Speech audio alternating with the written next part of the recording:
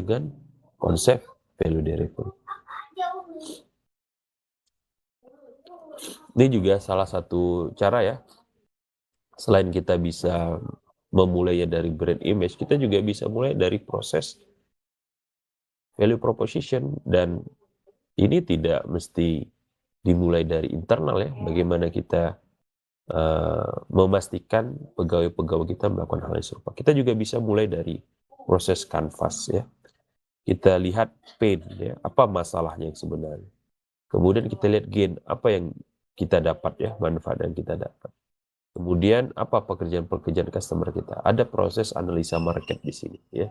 Melihat karakteristik pola-pola dari targeted market kita. Dan tentunya proses-proses bisnis dilakukan di sini. Dari proses mensegmentasi ya, menentukan atau membagi, mengkategorisasi customer-customer yang ada. Kemudian kita melakukan proses targeting ya, dan juga positioning ya, menentukan bagaimana kita berinteraksi dengan mereka. Nah, dari sini ini direkatkan dengan apa produk atau layanan yang kita miliki ya. Kita listkan semuanya. Kemudian siapa yang menciptakannya atau membuatnya ya. Bagaimana proses penyederhanaannya, bagaimana proses fungsi-fungsi yang ditawarkan. Kemudian apa yang fitur-fitur yang bisa merelief ya, menyelesaikan pain ya. Dan ini kaitannya secara langsung ya. Jadi pain point dinyatakan, dan apa yang bisa menyelesaikan pain point tersebut.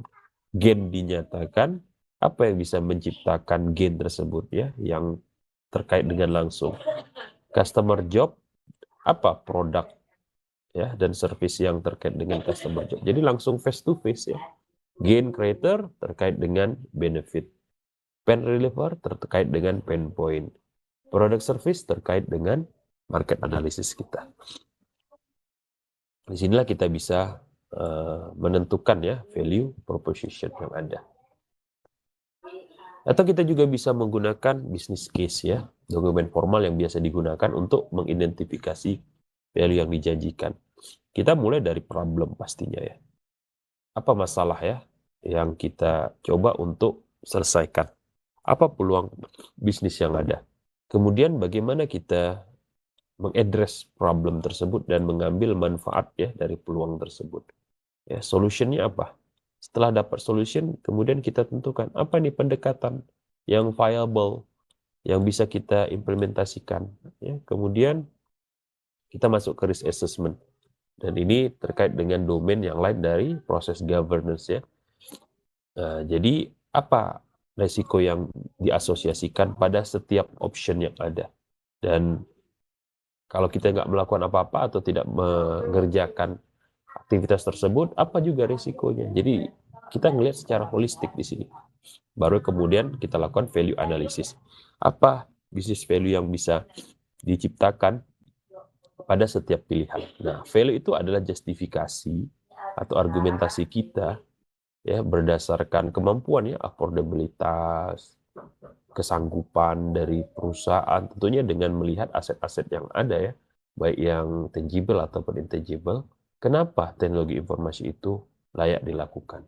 Sekaligus tools yang bisa dipakai untuk mengkonfirmasi apakah inisiatif teknologi informasi tersebut sudah berhasil dalam skala tentunya yang lebih kecil. Nah, salah satu proses yang biasa dipakai ya, dalam mengidentifikasi value itu adalah balance scorecard. Yang pertama adalah financial perspektif. Kita ngeliat dari sisi finansialnya. Apa tujuan yang mau kita lakukan ya? Kita listkan di sini. Kemudian apa measure-nya? Ya, bagaimana cara kita untuk memastikan objektif ini bisa tercapai? Nah, kemudian financial perspektif tentunya bagaimana kita melihat shareholder kita. Nah, kita juga bisa melihat dari perspektif yang lain, perspektif customer. Apa objektif dari customer ketika melihat perusahaan kita atau organisasi kita? Kemudian kita coba juga melihat perspektif diri kita sendiri, apa objektifnya, apa measure-nya, ya. What must we excel at? How do customer see us? Kemudian yang terakhir adalah learning dan growth, ya. Objektifnya apa, measure-nya apa, can we continue to improve dan create value? Nah, ini adalah cara kita untuk mengidentifikasi value apa yang mau kita create. Jadi proses pertama yang harus dilakukan adalah identifikasi. Ya, kita harus bisa mengenali potensi yang ada dari organisasi. Nah, jadi di sini kita bisa lihat ya contoh penerapan dari balance scorecard.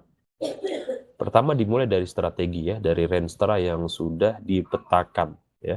Kemudian kita pilah-pilah, kita kategorisasikan berdasarkan perspektif finance yang terkait dengan improve produktivitas dan juga grow revenue. Kemudian kita lihat dari customer perspektif yang arahnya ke kepuasan ya, ataupun branding. Kemudian kita lihat dari sisi internal perspektif ya, operational excellence ataupun process innovation. Yang terakhir adalah learning growth ya, di mana skills itu bisa didapatkan dan juga pengayaan dari information system.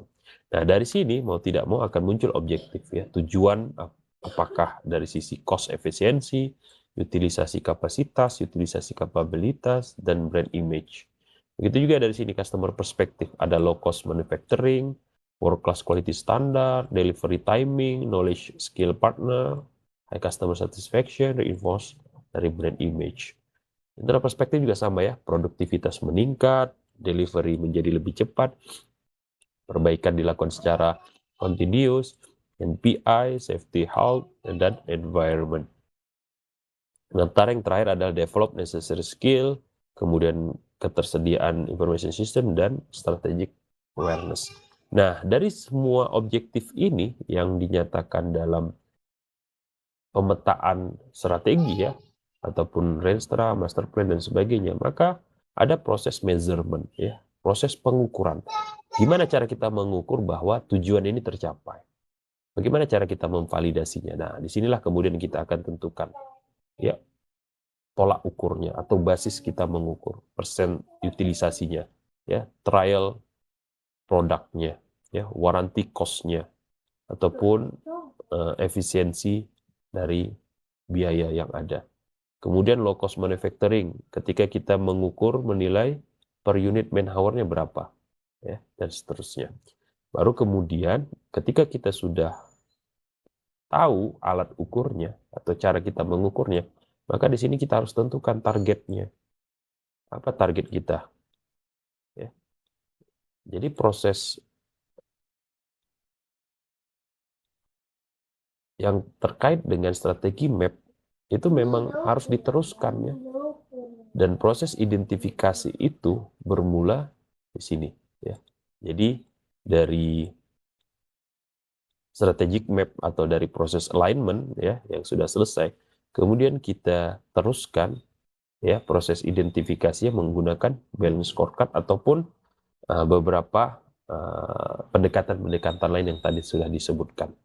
Ya, kemudian setelah kita tetapkan targetnya, maka kita masuk kepada inisiatif atau action plan-nya. Bagaimana kita menerapkannya dalam bisnis proses kita.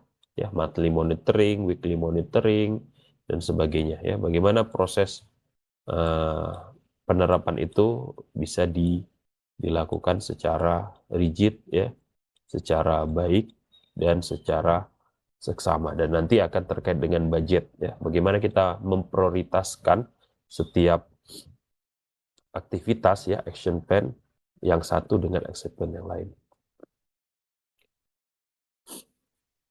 Jadi bisnis objektif itu terpetakan ya, teridentifikasi dalam IT Strategic Balance Scorecard, dan ini ya akan ada proses pengukuran performansinya ya, baik dari sisi development service, governance service ataupun operational service. Dan bisa kita lihat dari sini ya causal relationship-nya.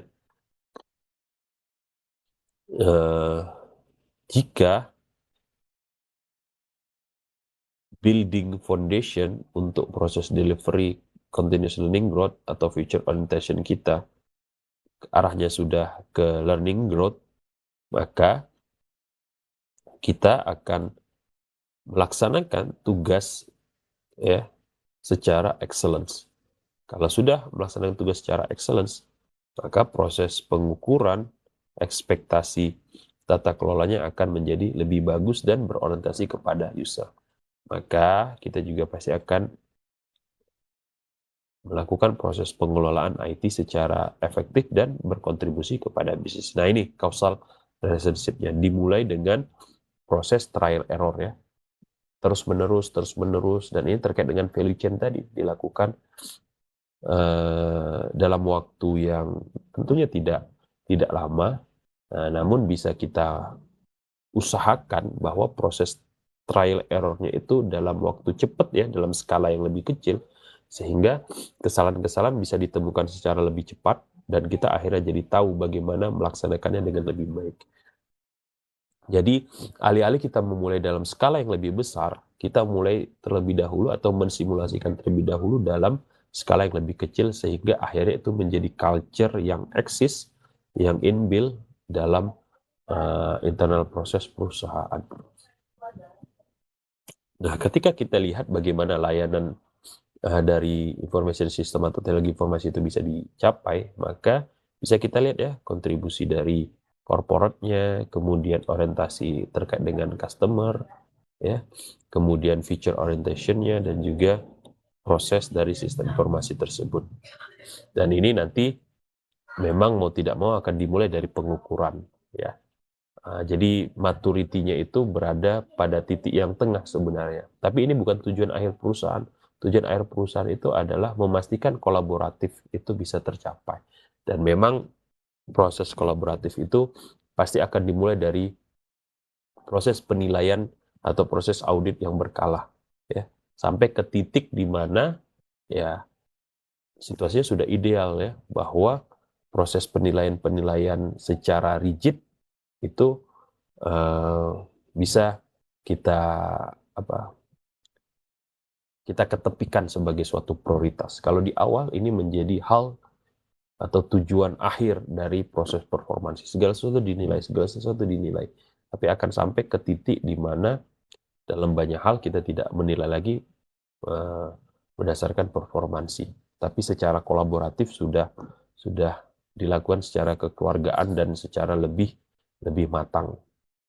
Tapi long wait itu jalan panjang ya yang harus ditempuh oleh suatu organisasi. Ini juga sama ya, user orientation, corporate contribution, ya, feature orientation, dan operational excellence. Ini persis sama ya dengan balance scorecard, tetapi ada proses penyesuaian ya, bagaimana diterapkannya perspektif yang tadi itu dalam model yang baru ya.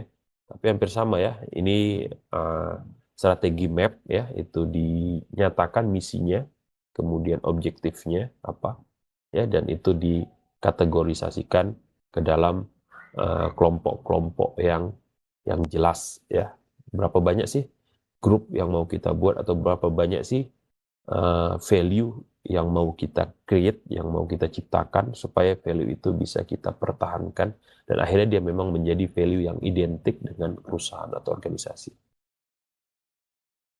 Ini contoh ya, measure-nya ketika corporate contribution itu dimulai dari control IT expense, kemudian ya misi itu dinyatakan ya menjadi hal yang lebih clear, lebih jelas ya, terkait dengan IT budget, terkait dengan alokasi, kemudian turnover-nya, kemudian IT expense-nya ya. Jadi setiap mission itu ada objektifnya, setiap mission ada objektifnya, setiap mission ada objektifnya ya. Begitu juga user orientation, operational excellence, dan juga future orientation.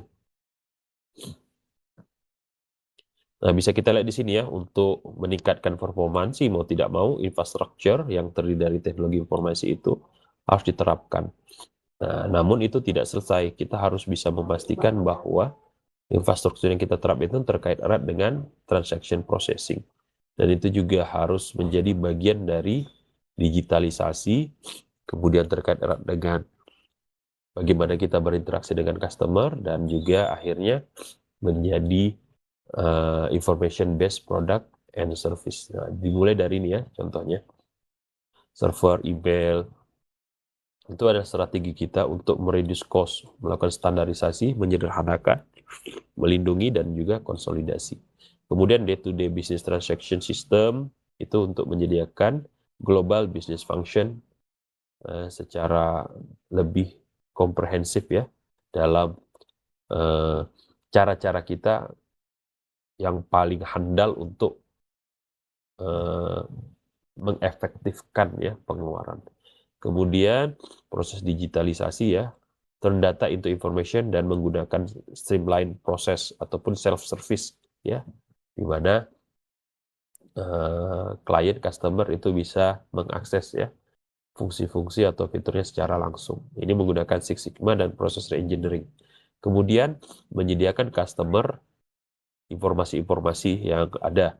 Nah, ini close partnership dengan strateginya ya, with division untuk mendevelop tawaran-tawaran yang ada. Dan yang terakhir adalah menjadi enhance ya, menjadi lebih baik lagi dalam proses remote monitoring. Jadi dari posisi mana saja kita bisa mengecek, kemudian preventative maintenance contract. Nah, strateginya close partnership dengan divisi-divisi yang ada ya, sehingga aftermarket itu bisa didapat ya. Ini salah satu contoh bagaimana kita bisa menerapkan value-value ya. Sedikit demi sedikit ada peningkatan-peningkatan dalam level-level yang berbeda.